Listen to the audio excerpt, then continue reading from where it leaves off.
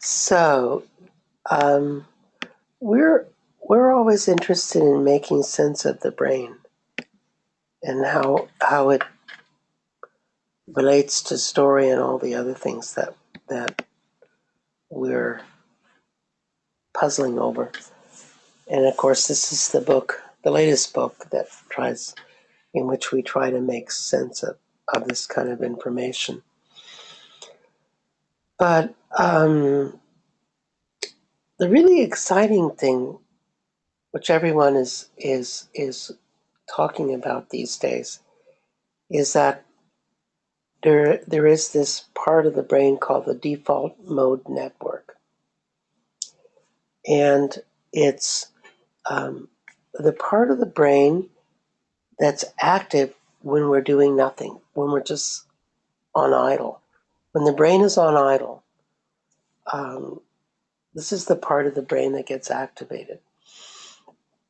And it turns out that when we're on idle,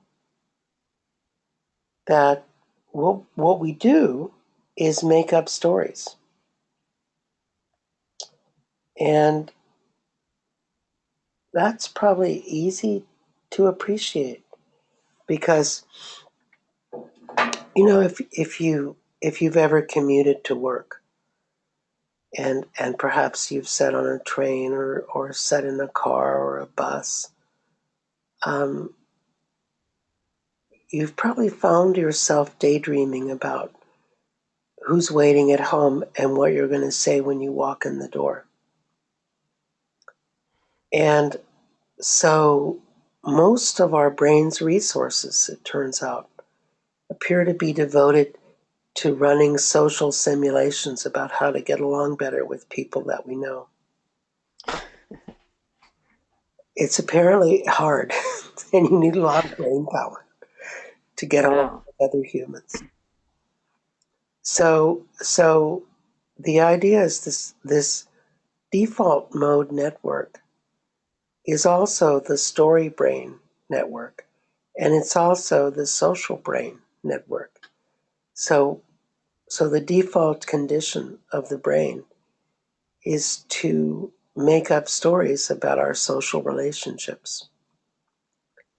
And amazingly, that burns the least glucose of anything our brain can do and uses the least oxygen of anything that our brain can do. So we're naturally prepared, you might say, or invented, perhaps even, to make up stories about other people. And these stories help us figure out how to relate to these other people because we have theories about how their mind works, what their beliefs and desires are, how to get what we want from them, what their social status is compared to ours, what sort of deference gestures we need to make, if any. So this is what allows us to live and thrive in the world. And this particular slide that I'm showing now shows some of the parts of this default mode network. So you've got dorsal, medial, Wait a minute, something's wrong with the slide I'm seeing. Yeah, what are you seeing? I'm still seeing the title slide, Hmm, narrative neuroscience. let's see. It's like you need to scroll down on the left to the second page or something. Hang on, and we'll see if we can fix this. I'm here to help you with your. There you go. There you go. So we've got dorsal medial prefrontal cortex here, and we've got ventral medial prefrontal cortex there. Your eyes are about here. This is your forehead.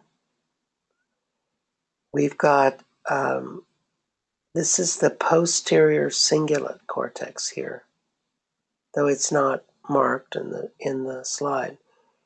This is posterior medial parietal cortex here. and posterior lateral parietal cortex there. This is the temporal pole, which is the part of the brain that seems to be really important in helping us to imagine how other people might be thinking and feeling. And so these are some of the main areas, and there's also somewhere in this mixture is the precuneus, which is a part of the brain which is important for story. So it turns out that understanding stories requires us to understand the mental states held by characters in those stories, which includes their intentions. What do they intend to do? What are their goals? How are they feeling? And so if you look at the brain, this bottom row is the brain doing story in idle mode. And Wow. you can see that almost every part of the brain is doing something. And the top row is the brain doing something, doing a task that demands attention. And you can see that huge areas of the brain have to be shut off in order to perform a task demanding high levels of attention. So what burns glucose in the brain is turning it off rather than turning it on. What's hard, what requires a lot of oxygen and glucose is to suppress activity. So, so this story brain we're really excited about story brain. And it helps us to understand a story. It's most active when we're just kind of wakefully resting. When we're doing goal-directed activity, it gets deactivated. And in those circumstances, the central executive network takes over. So that's the best network to use to buy groceries or to click off tasks on a task list or to go rent an apartment or go buy a house. And so these two networks compete in some respects. They're reciprocal. One of them deactivates when the other one takes over.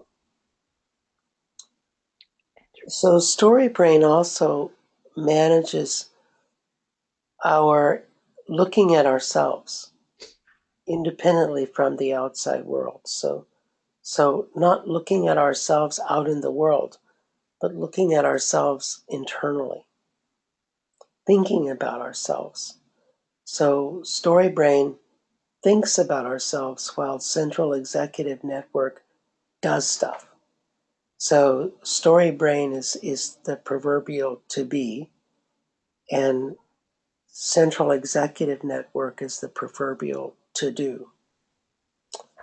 So story brain is important for memory, for self-evaluation, for prospection, which is projecting ourselves forward in time or into a future, for theory of mind, thinking about how other people are thinking and feeling, moral reasoning, thinking what's the right thing to do, and just spontaneous thought in general. So basically, you're talking meditation. No, Because is meditation when you're just doing nothing? no, meditation requires effort. Meditation is a whole different part of the brain. Oh, Yeah, okay. yeah, yeah. Story brain is idling, daydreaming about other people and how to relate to them, making up stories about other people. Meditation requires you to shut down story brain and Ah, central executive network. whoa. Yeah, That's that's a lot of profound work. right there. Burns a lot of glucose. That's why people are hungry after they meditate. So So these are the subsystems of story brain that we've been talking about. And so story brain needs memory to work. You can't understand or make up a story without having some memory to plunk it into. And it's the medial temporal lobe that does that. Um, I talked about this theory of mind. You can't have a good story without having other characters who have goals and desires. Temporal poles and medial prefrontal cortex help with that. A good story integrates sensory memory. So the smell of the sea, um, the feel of the wind, the sight of a sunset. So posterior cingulate cortex does the job of putting this sensory memory into the story. This our little friend the precuneus is the one that gathers this sensory information so that posterior cingulate cortex can integrate it.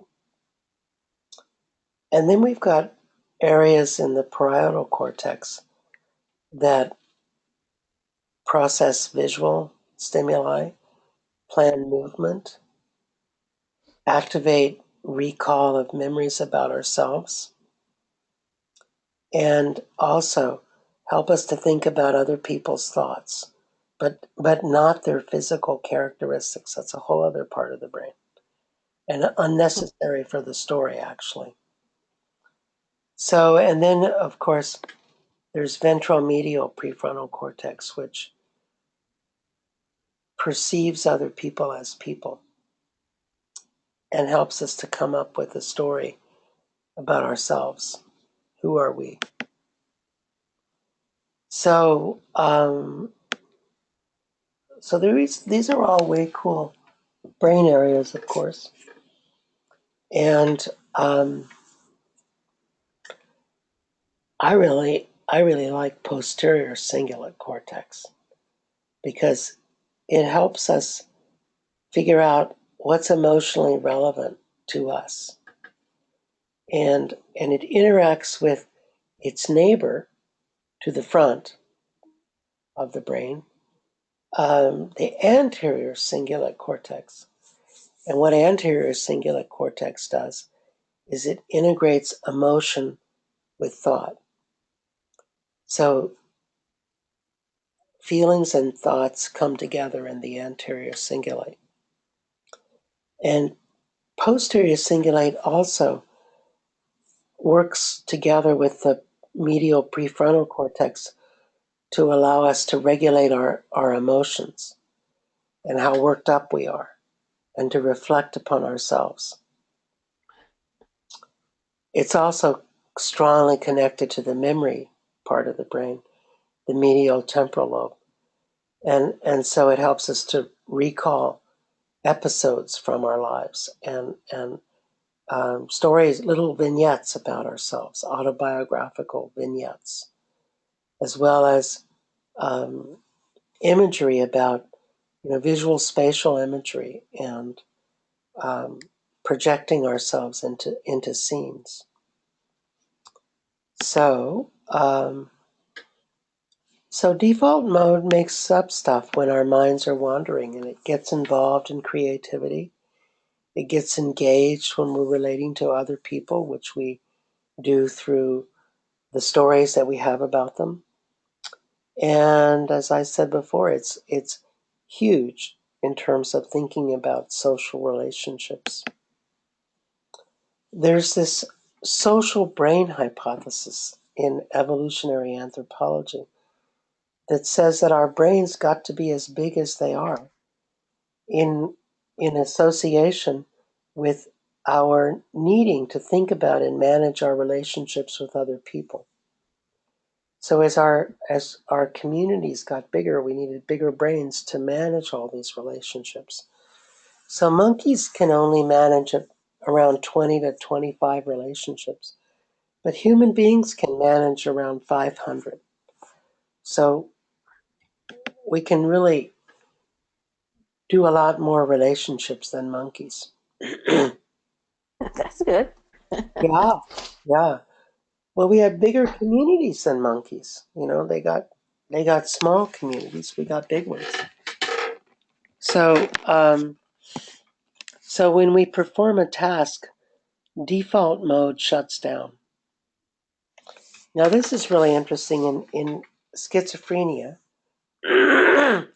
people have trouble turning off story brain. So they can just get caught up in the story and not able to switch to task performing mode or meditation mode. And in autism, default mode is just completely dampened, which could explain why people with autism don't make up stories about other people. Hmm. And it turns out that story brain is the one that Alzheimer's disease attacks. That the beta amyloid produced in Alzheimer's disease is preferentially deposited in story brain. Um, Now, is there a relation to whether that part of the brain gets used or not? well, that's a good question, and no one's really studied that, but we think yes. We think the more rich your life is in stories, the harder it is to break it down. So the more you are saturated with rich stories, and you know, this is borne out by education. The more education people have, um, the more difficult it is for them to get Alzheimer's disease. So education Hmm. actually protects against Alzheimer's disease. Interesting.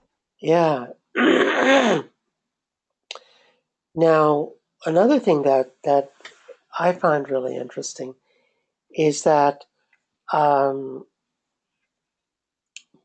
people who have trauma um, have um, diminished activity in this story brain. So people, long-term trauma sufferers, and people diagnosed with PTSD, post-traumatic stress disorder, have much less activity in the story brain. And it may be that they're just not able to make up a story about their suffering, and so they're not able to resolve it. The older Wow. you get, the harder it is to enter and leave. So, um, and you don't have a story brain much before age 9. Infants lack it completely. They don't do story, which is probably why we don't remember much about being infants, because we're not able to make up stories about it, because memory is stored in the form of a narrative. And if you can't Ah. create a narrative, you can't create memory. So memory begins to be laid down as we become able to do simple stories. And complicated stories come online around age 9. And if you look at children's literature, it's the 9-year-olds that start to have the complicated stories, like Nancy Drew and Harry Potter and um, the Hardy Boys. You know, before age 9, it's picture books with animals. It's Uh, 9 to 12 when these more rich human interactive stories begin to come online. well, so then we have a breakdown in society because nobody's telling stories, and our kids are just sitting around watching TV all day and playing video games. They're not even thinking about stories. Yeah, and some video games are storied. Some of the video games that they play involve creating complicated stories about, like Game of Thrones is an example of a video game which became a TV series. Hi, Right. Hi, Barb. we made it. And it's really funny you're talking about video games because after my talk, people started asking all these questions about what about my kid who does nothing but play video games all day? Wow. So what did you tell them?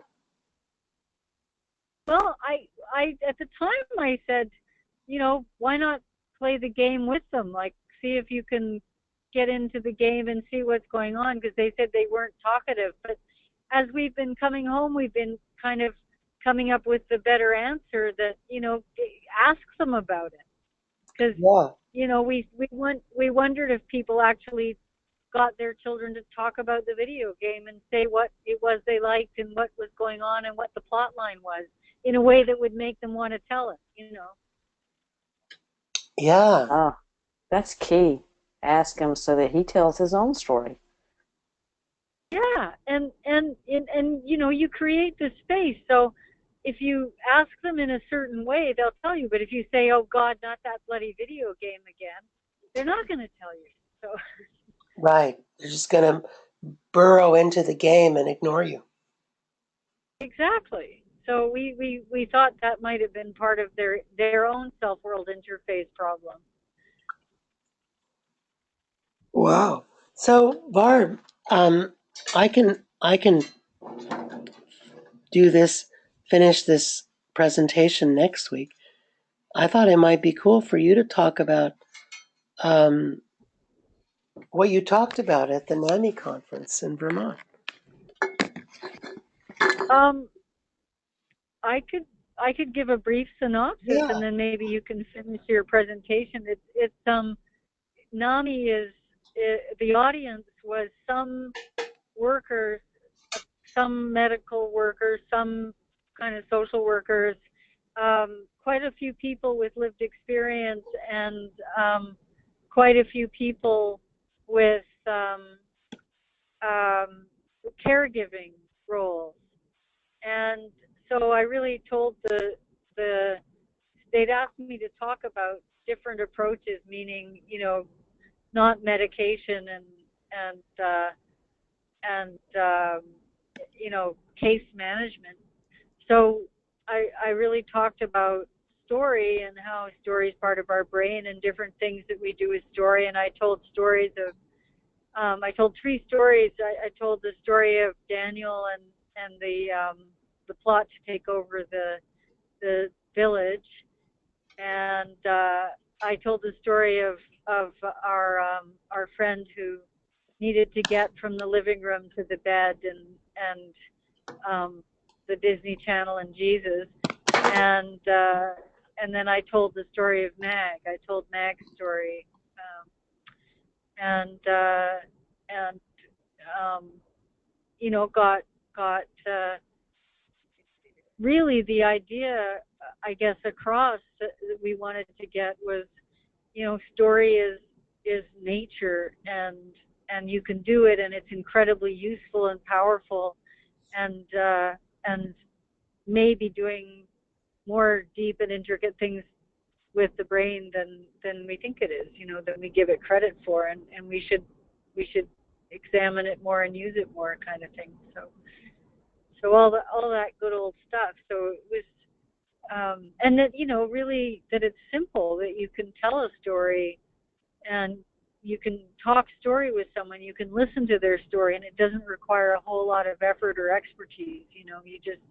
You can put your listening hat on and listen to what people are saying, and it'll work. It'll be good. It'll be powerful. And that seemed to be what the feedback was. The people who offered their comments really offered that that they had some experience with storytelling, whether it was intentional or not, that had been sort of inspirational. That they'd found working with story with people to be really rewarding, including their loved ones and stuff. So it seemed like it affirmed a few things that people understood.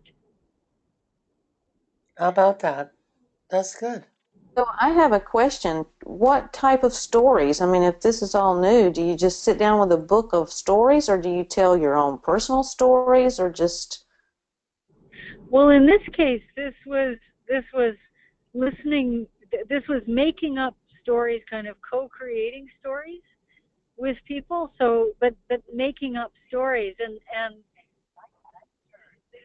you know, it's making up stories for the purpose of opening up a kind of metaphorical landscape, so that you can open up for people, you can hear what people's metaphors are, and how they refer to things.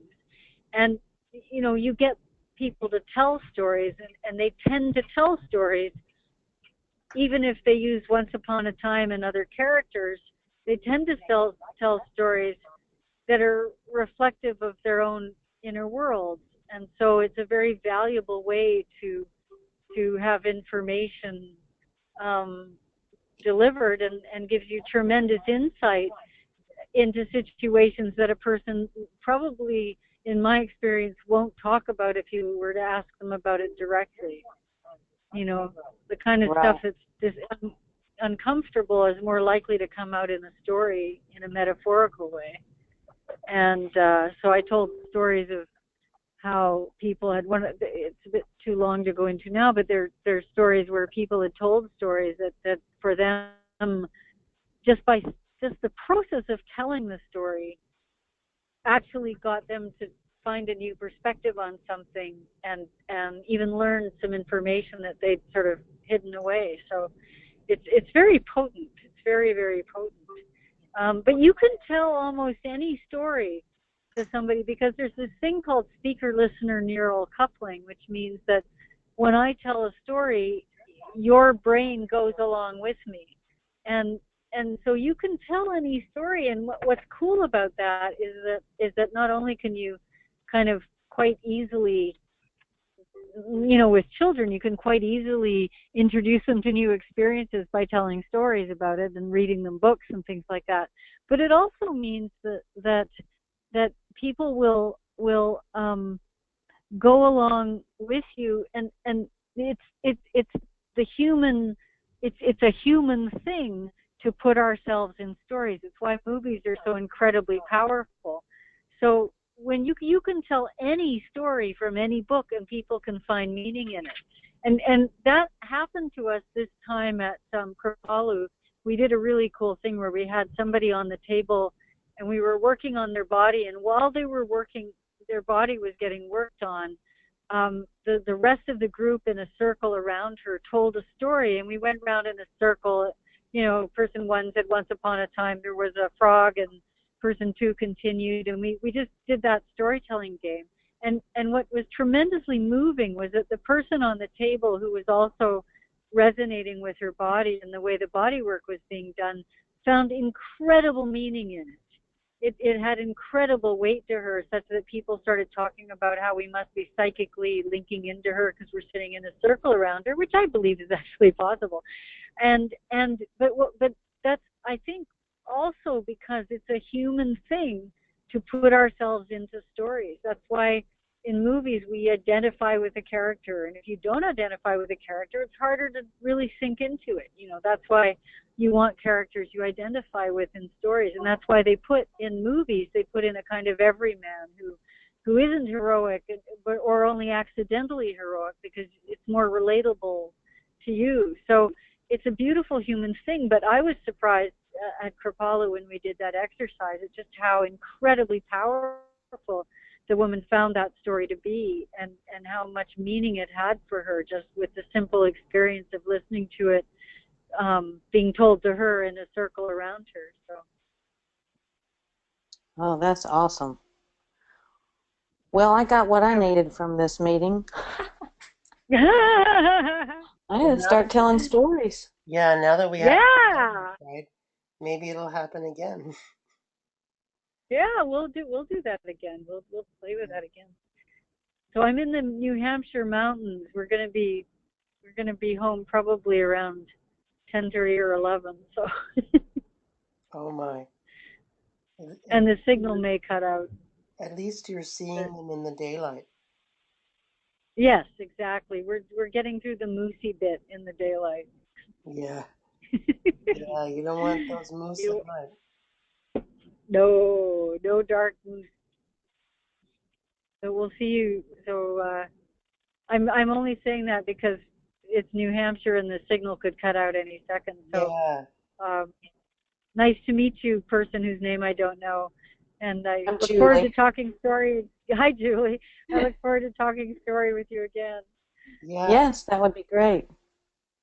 So yeah, well, we're almost out of time for tonight, but next week Oh, I suspect that yep. we'll start on time and we'll have more than me because we've There you go. found Yeah. out the mysteries of well, it's still a mystery how it happened, but we fixed it. Oh, So good. that's Yeah. good. That's good. Yeah. Yeah. I didn't have to put in a password either. So, No, I didn't put a password on this one. okay. Very good. Yeah. All right. All right. Well, Well, I'll say Thank you good. very much for your time. all right. Well, we'll see you next week, I hope. 6 p.m. Tuesday. All right, sounds All right. good. Thanks. Okay. Bye. Thanks for Okay. coming. Bye bye.